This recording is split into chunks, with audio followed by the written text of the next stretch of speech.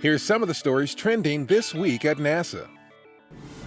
SpaceX, with Federal Aviation Administration oversight, is leading the investigation of what caused the June 28th mishap shortly after the company's Falcon 9 rocket and Dragon cargo spacecraft launched from Cape Canaveral Air Force Station in Florida. The flight was SpaceX's seventh contracted resupply mission to the International Space Station. Although important supplies and cargo were lost aboard the Dragon, the station crew has sufficient supplies into the fall. Work is progressing on a new crew access tower at Cape Canaveral's Space Launch Complex 41, with the metal segments that will make up the 200-foot-tall structure taking shape nearby. The access tower will be used by astronauts to board Boeing's STS-100 spacecraft. The work by Boeing and United Launch Alliance is critical to preparing the launch site for a flight test to certify systems for operational missions to the International Space Station for NASA's Commercial Crew program. NASA's New Horizons spacecraft has received a final all clear as it speeds ever closer to Pluto for a historic July 14th flyby of Pluto and its moons.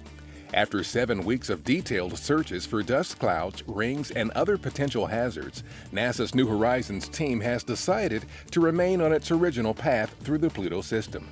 This avoids the need for a late course correction to detour around any orbiting debris that could threaten the spacecraft. Because New Horizons is traveling at such a high rate of speed, 30,800 miles per hour, a particle as small as a grain of rice could be lethal. Astronaut artifacts line the walls of a new permanent memorial called Forever Remembered at the Kennedy Space Center Visitor Complex in Florida.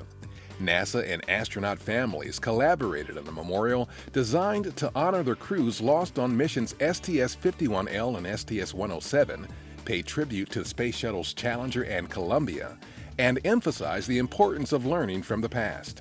The memorial contains the largest collection of personal items of both flight crews and includes recovered hardware from both shuttles, never before displayed for the public.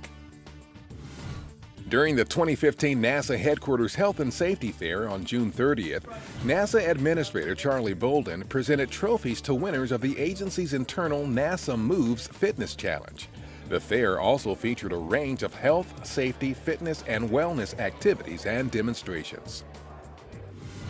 In conjunction with the annual Essence Festival in New Orleans, Stennis Space Center kicked off NASA Week on June 30th with activities to help celebrate space exploration. NASA astronaut Stephanie Wilson was on hand to meet and talk with attendees who also learned about NASA's journey to Mars, work being done for the Earth, off the Earth aboard the International Space Station, and more.